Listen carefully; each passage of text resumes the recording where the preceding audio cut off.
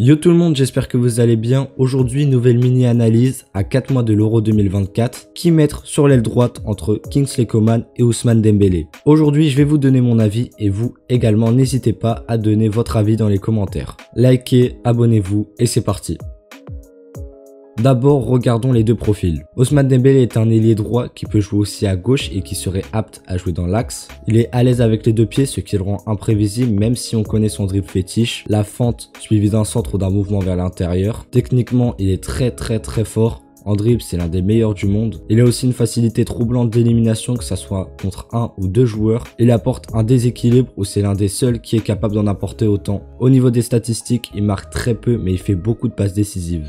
Ses défauts sont la finition ou même en général son dernier mouvement dont son action, donc la prise de décision. Il marche pas mal à la confiance et il peut se blesser assez vite. Mais Ousmane Dembélé, je le trouve vraiment trop fort, surtout cette saison où c'est celui qui apporte le plus de danger pour moi au Paris Saint-Germain.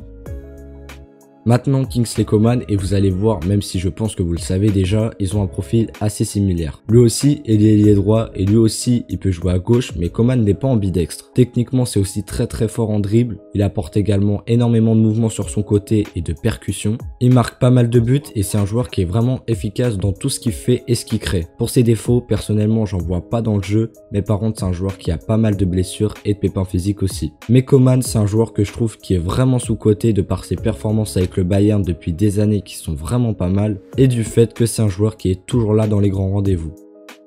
Maintenant on en arrive à la conclusion de cette mini-analyse qui pour moi doit être titulaire entre Kingsley Coman et Ousmane Dembélé pour l'Euro 2024. D'abord, qui est le meilleur, je sais pas, mais ce qui est sûr, en tout cas je pense, c'est qu'on a un Dembélé qui a pas toutes les qualités du monde, mais celles qu'il a, il les a à très grande échelle, comme le dribble où il est excellent. Et on a un Coman qui est plus complet, mais qui excelle pas dans toutes ses qualités. Cette saison, je pense que c'est plutôt équilibré sur qui est le plus fort, en tout cas je pense. Après, j'ai pas eu l'occasion de regarder tous les matchs du Bayern comparé au PSG parce que c'est l'équipe que je supporte. Mais à ce que j'ai vu et à ce que j'ai entendu, les deux sont pas mal.